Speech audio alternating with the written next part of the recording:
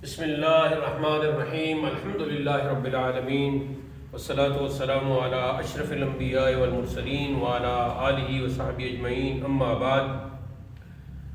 الحمدللہ آج درس علم الصرف نمبر 18 ہے اور فعل کی بحث چل رہی ہے، تو آج ہے جی فعل رباعی کے ابواب، ان کا ہم تعارف پڑھیں گے۔ تو جیسا کہ ہم ثلاثی رباعی میں پڑھ چکے ہیں کہ فعل ثلاثی بھی ہوتا ہے اور فعل رباعی بھی ہوتا ہے، تو ثلاثی مجرد کی 6 ابواب کا ہم نے تعارف پڑھا، پھر ثلاثی مزید فی کے 12 ابواب کا کل ہم نے وہ تعارف پڑھا، ایک ایک مثال اور ان کے نام۔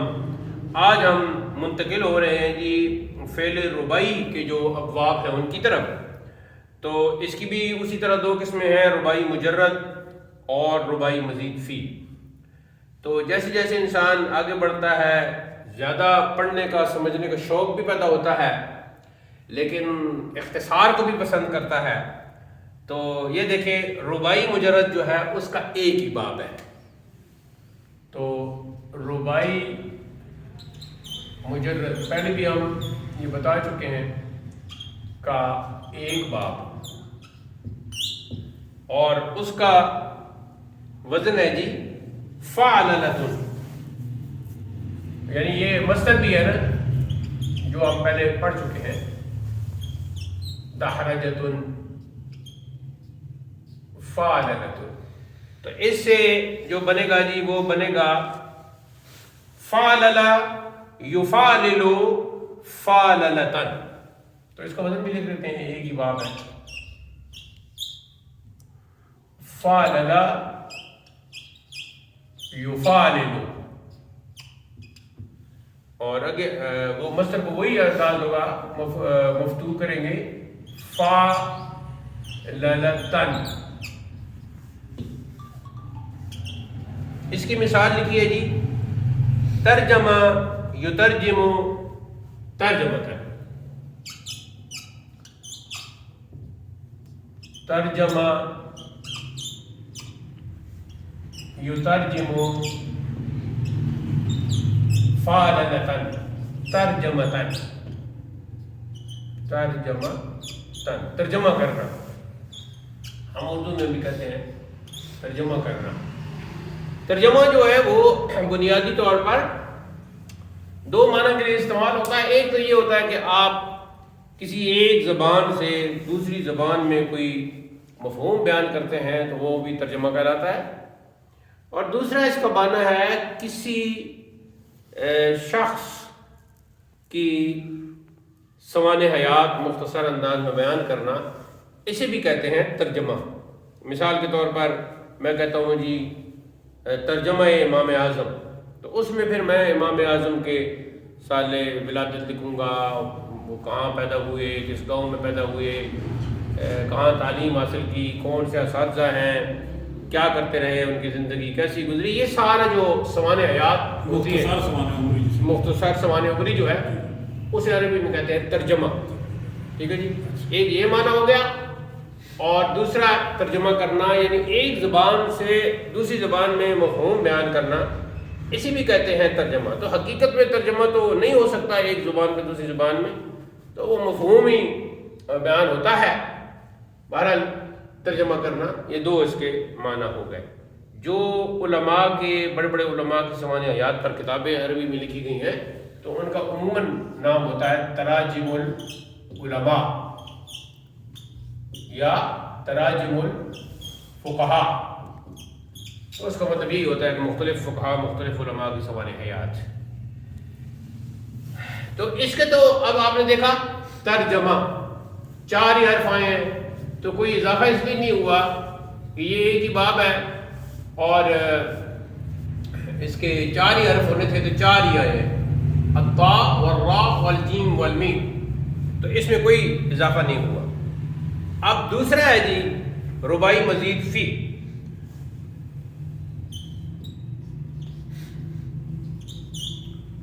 رباعی مزید فی کے ابواب ہیں جی 3۔ مثالیں ہم پہلے اس سے ایک کی تو غالباً ہم پڑھ چکے ہیں تو پہلا ہے جی تفاعل، یہی مصدر ہے اور یہی اس کا نام ہے تفاعل. دوسرا ہے جی افعلال، افعلال، افعلال، یہی اس کا مصدر ہے، مصدر کے نام پر ہی. اور تیسرا ہے افعلال،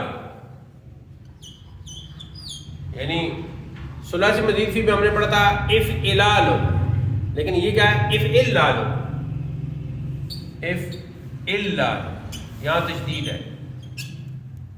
ٹھیک ہو گیا جی. اب ان کی مثالیں ہیں، اس کی تو مثال ہوگی ترجمہ ترجمتاً. تو جو تفاعل ہے اس کی مثال ہے، اس کا بنے گا تفاعل یتفاعل تفاعلا. تو وہی لڑکنا جو پہلے ہم دحرجہ پڑھ چکے ہیں، تو وہ کر لیتے ہیں تدحرجہ. یہی مثال عموماً چلتی ہے تدحرجہ. آگے ہے جی یتدحرج، یعنی تفاعل یتفاعل جی، یتدحرج، یتدحرج، اور وہی آ جائے گا. کیا ہوگا نہیں تفاعل ہے نا. ہاں تو کیا بن جائے گا تدحرجن، تدحرج یتدحرج تدحرجن، تدحرجن، تدحرجن. اس کا معنی ہے لڑکنا، جیسے آپ نے پتھر رکھا چوٹی پہ، وہ لڑکتا ہوا نیچے آ گیا. تو یہ ہے. اس کے بعد ہے جی افعلال، اس میں نون بھی آ گیا ہے. تو افعلل یفعل لے لو، افعلال. اس کی مثال ہے جی احرنجم یحرنجم احرنجاما، احرنجم. اب یہ مثالیں جو ہے نا خاص مقصد کے لیے، کیونکہ یہ لفظ استعمال ہوئے تو اس لیے احرنجم یحرنجم افعلالا. کیسے بنے گا جی کاشف صاحب؟ افعلالا، احرنجاما، احرنجاما. اخرنجام بنے گا نا، اخرنجام، افعلال، نون کا ہونا اس میں ضروری ہے. آگے ہے جی افعلال تیسرا. تو اس کی بنے گی افعلل یفعلل افعلالا. اب یہ قرآن پاک میں استعمال ہوا ہے. اس کی مثال اکشعر، اکشعر یکشعر، یکشعر،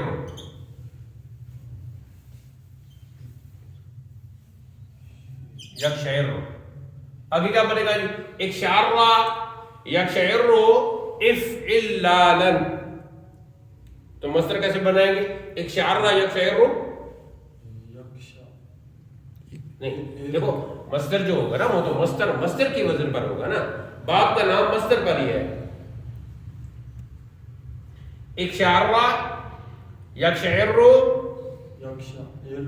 ٹھیک ہو گیا، ماضی ہو گیا، مضارع ہو گیا. اب یہاں ہم نے لکھنا ہے مصدر. مصدر یہ ہے افعلالا. تو کیسے اس سے بنے گا؟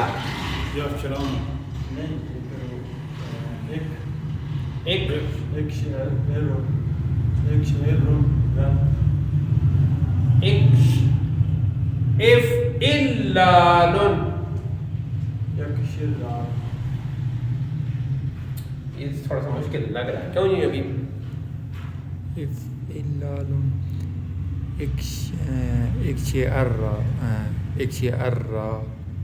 دیکھو جہاں تشدید ہونا تو تشدید میں دو حرف ہوتے ہیں، تو پہلا ساکن ہوتا ہے. تو یہ کیا بنے گا افعلال، افعلال. ادھر کیا بنے گا؟ ہاں شاباش، آگے چلو.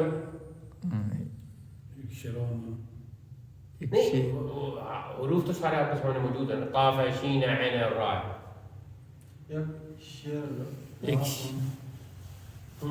کر لیے کچھ پھر ذرا واضح ہونا تاکہ شک ہمارا دور ہو جائے. ہم ذرا شکی ہیں نا. نہیں ہمارا شک ٹھیک تھا. تشدید کدھر ہے؟ تشدید ادھر ہے نا. تشدید ہے 1 2 3 4 5ویں حرف پر تشدید ہے. نہیں شر را نہیں عین کو بھی درمیان میں پڑھنا. ایک شعر یک شعر یہ تو ٹھیک ہو گیا. یہ ماضی ہو گیا, یہ مضارع ہو گیا. مصدر آئے گا مصدر کے وزن پر. اف ال لا لون تو اس سے کیسے بنے گا؟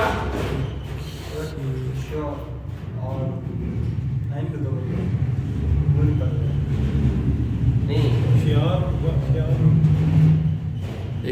تھوڑی سی بات کرو نہیں جی نہیں وہ تو ہو گیا نا. ایک شعر یک شعر ماضی مضارع تو بن چکا ہے. اب مصدر جو ہے اس کا کیا ہے؟ اف اللال. تو ہم کہیں گے اف اللالن, تو اس پر یہ کیسے لائیں گے؟ یہ میں اس لیے کہہ رہا ہوں تاکہ آپ کو پکا یقین ہو جائے کہ کچھ چیزیں لکھنے سے سمجھ آتی ہیں. ایک شیر را ایک شیر را رن.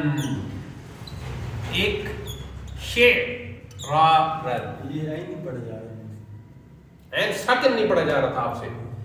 ایک شعرارن اف اللالن. یہ اس کو تو صحیح آپ نے سمجھنا ہے. یہ قرآن پاک میں استعمال ہوا ہے. 2-3 سیدھے استعمال ہوئے قرآن پاک میں اس کے. تو یہ ہو گئے جی ربائی کے 3 ابواب. تو ربائی مجرد کا ایک ہی باب ہے فعللتن. تو اس کے کیا بنا جی؟ فعللا یفعلل وفعلل. تو یہاں تو کوئی مسئلہ ہی نہیں تھا فعللا کہ 4 حرف ہے اور ربائی مزید فی کے 3 ہیں. تو آپ نے اس میں دیکھا تدحرجا تو کتنا اضافہ ہوا؟ 1 حرف کا اضافہ ہوا صرف تا کا. ٹھیک ہے جی, تو 1 حرف کا اضافہ ہو گیا. اخرنجما کتنے حروف کا اضافہ ہوا؟ یعنی اخرنجما بر وزن افعللا. تو اصلی حروف فا عین لام کے مقابلے میں آ جائیں گے اور 4 جو ہیں اس کے یعنی 2 لام ہیں تو باقی جو بقیہ ہوگا وہ زائد ہوگا. ایسے ہی اف اللالن تشدید کی وجہ سے زائد ہو گیا تو اس کا بنا جی ایک شعر را. تو ایک یہ تو اپنی جگہ پہ قائم تھا لیکن تشدید کی وجہ سے اس میں اضافہ ہو گیا. تو اس لیے پھر ہم اس کو ربائی مزید فی کہہ رہے ہیں. تفال تداخرت جب ہم نے کہا تا اضافی ہے اس میں. احرنجمہ جب ہم نے کہا تو وزن کو دیکھا حمزہ تو اضافی ہے ہی ہے, آگے بھی کچھ اضافی ہے. اس کو تھوڑا سا جی وہ تیر لگا کے دیکھ لیں. ہاں وہ میں کہا دیتا ہوں. وہ کریں تو مزید عقلی اور ہاں یہ دیکھیں کنسیپٹ نکل کے میرے ذہن سے. تدحرج پر وزن تفعلل. ٹھیک ہو گیا جی. ربائی کا وزن کیا ہے؟ فا عین اور 2 لام. یہ ہے نا, یہ پڑھا ہے نا ہم نے. بھائی 4 ہے نا, یعنی فا عین لام 1 اور 1 لام کا اضافہ کر کے 4 بنا لیتے ہیں ہم. اصلی فا عین لام تھے نا جی جی 3, یہ فا عین لام ہو گیا اصلی میزان. اب ربائی کے میزان کے لیے ہم نے 1 لام کا اضافہ کر لیا تھا. جی جی تو یہ ہو گیا اصلی ربائی. تو تفعلل میں یہ اصلی ہے, یہ بھی اصلی ہے, یہ بھی اصلی ہے, یہ بھی اصلی ہے, تو یہ پھر زائد ہو گیا. ٹھیک ہو گیا جی. تو اس لیے پھر ہم نے اس کو کیا کہا؟ مزید فی, ربائی مزید فی. ٹھیک ہو گیا. ایسی احرنجما اس کا وزن نکل جائے گا یا اس کا بھی بتایا جائے. اخرنجما اف عللا. ٹھیک ہو گیا جی. اف عللا اضافہ ہوا ہے نا, ظاہر ہے اضافہ ہوا ہے. اف کا الف کا حمزہ آ گیا, حمزہ آ گیا. چلو حمزہ پڑھ لیتے ہیں. آگے خے کا جو ہے اف آ گیا اس کے مقابلے میں. دیکھیں فا کلمہ, عین کلمہ, لام کلمہ اور ایک اور لام کلمہ، یہ اصلی حروف ہے. تو اور ان کی تعداد ہے 4، 1 2 3 4. فا عین لام. ہاں جی. تو ادھر ہم دیکھتے ہیں احرنجما 1 2 3 4 5 6. تو 2 حرف اس میں زائد آ گئے. تو جب 2 حرف زائد آ گئے تو آپ نے کہا رباعی مزید فی. جی اس تک سمجھ آ گئی ہے. یہاں جی. تک سمجھ مزید فی ہے، اس میں مزید اور اضافہ کیا یہ اضافہ ہوا ہے. دیکھتے ہیں اضافہ کتنا ہوا ہے. ہاں اس 2 کی ہو گئی. اب تیسرا ہے اکشارہ. یہ کیا ہے؟ افعلال. افعلل. تو ایک تیسرا لام بھی آ گیا شد کی وجہ سے. ٹھیک ہے جی. اب جب اور حمزہ تو آئی آیا ہے، تو 1 2 3 4 5 6 یہاں بھی 6 ہو گئے. تو 2 یہاں اوپر ہو گئے، تو یہ بھی مزید فی ہو گیا. تو یہ 3 ہیں جی، تفاعل، افعلال اور افعلال. ان تینوں میں تداخلہ میں صرف ایک اور ان 2 میں 2 حرفوں کا جو کہ اضافہ ہوا ہے، اس لیے یہ رباعی مزید فی ہو گیا. لیکن اسٹرکچر رباعی کا ہی تھا، فعل رباعی کا تھا، لہذا رباعی تو رہے گا. تو یہ مزید فی ہو گیا. ٹھیک ہو گیا جی. یہاں تک ہمارے ابواب کا تعارف ختم ہو گیا. اب یہ کتنے ہیں جی؟ رباعی مجرد کا 1 اور رباعی مجرد کے 3، یہ ہو گیا جی 4. اور ثلاثی مجرد کے ہم نے پڑھے تھے 6، اور ثلاثی مزید فی کے ہم نے پڑھے تھے 12. اب میتھ شروع ہو گیا. 8 اور 4 12، 1 اور یہ 2. ٹھیک ہے جی. 22 ابواب ہیں اصلی اور ضروری. اب آپ کہیں گے کہ چلو جی ابواب سے تو جان چھوٹ گئی، اب ہر بات کے ہم نے گردان پڑھنی ہے، تو اس کا مطلب 22 گردانیں پڑھنی ہے. نہیں، کچھ ایسے ابواب ہیں جنہیں کہا جاتا ہے ملحقات. ملحقات کا مطلب یہ ہے کہ وہ کوئی ان سے نکلتے ہیں، ان کے ساتھ ملحق ہے، ان سے ملحق ہے. کوئی نہ کوئی ان کے اندر کوئی نہ کوئی وہ شرط آ جاتی ہے، تو پھر ہم کہیں چلو یہ اس باب کے ساتھ ملحق کرو، اس کو اس باب کے ساتھ. ایک ہوتا ہے قیاسی طریقہ. قیاسی طریقہ نہیں ہے. قیاسی طریقہ تو اگر ہم نے دیکھنا ہوتا نا، تو پھر ہم کہتے ہیں جی پہلے فعل ماضی فعل لو، فعل یفعلو، فعل یفعلو، فعل یفعلو، پھر فعل لو، فعل یفعلو، فعل یفعلو، فعل یفعلو، پھر فعل لو، فعل یفعلو، فعل یفعلو، فعل یفعلو. تو اگر قیاسی کرے تو وہ ضرب کا میتھ کے حساب سے تو کئی وزن بن جائیں گے. لیکن یہ جو کچھ سمائی ہے، لیکن یہ ملحقات بھی جو ہے نا کچھ سمائی ہیں، کچھ ان کے ساتھ ملتے جلتے ہیں. تو وہ چونکہ ملحقات میں آتے ہیں تو ان کو ہم نے صدموں میں رکھا ہوا ہے. اصلی یہی ہے. تو آج ابواب کا الحمدللہ سلسلہ اختتام تعارف کا جو ہے وہ اختتام پذیر ہو گیا ہے. کل انشاءاللہ بشرط زندگی فعل ماضی شروع کریں گے.